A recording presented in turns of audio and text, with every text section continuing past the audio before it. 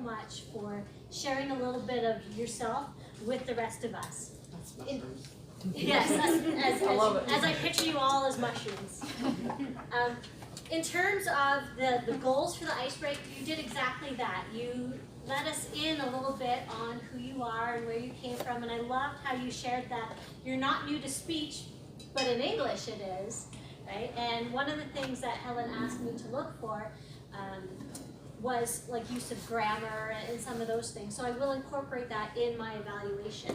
Some of the things I thought that you did really well, you just have this sense about you when you're sharing your personal stories, and you got such a reaction from the audience. We were there with you, we were enjoying what you were saying, we were laughing with you, your use of humor and descriptive words, like when she was talking about how suddenly she realized she's the center of attention, and her face blanched, and she felt like she was talking like a robot. These are really great descriptive words to help paint that picture for the audience. Keep doing that. That was done really, really well.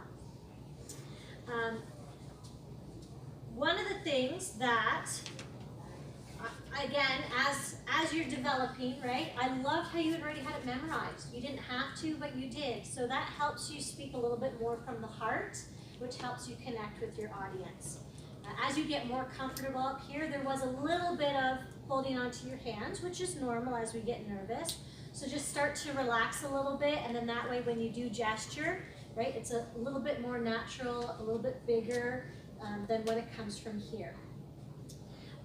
To challenge yourself, so next time, I loved the way that you wrote up the speech. I mean, you shared some personal stories, and then you gave us tips, something that each one of us could take home with us. And I think that's a really great thing to do to engage with your audience. So she had two main tips for us as we all become speech kings and queens.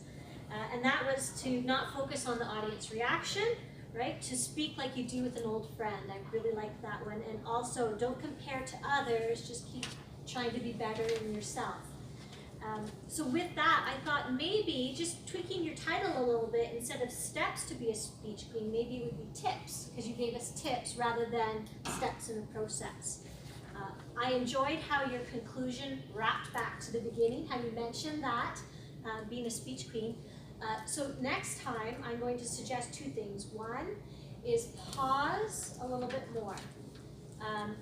I think that people are very forgiving in terms of if we make a grammatical error, don't use the right tense or whatever, we gloss over that because we see your heart in things. So just pause a little bit to let us catch up with you. And the other thing is, work a little bit on your introduction.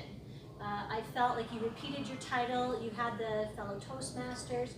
Instead, I'm going to suggest creating a bit more of a hook, just to intrigue your audience. And you can do that with, I have my timer going off, so I'm done. I don't see the lights.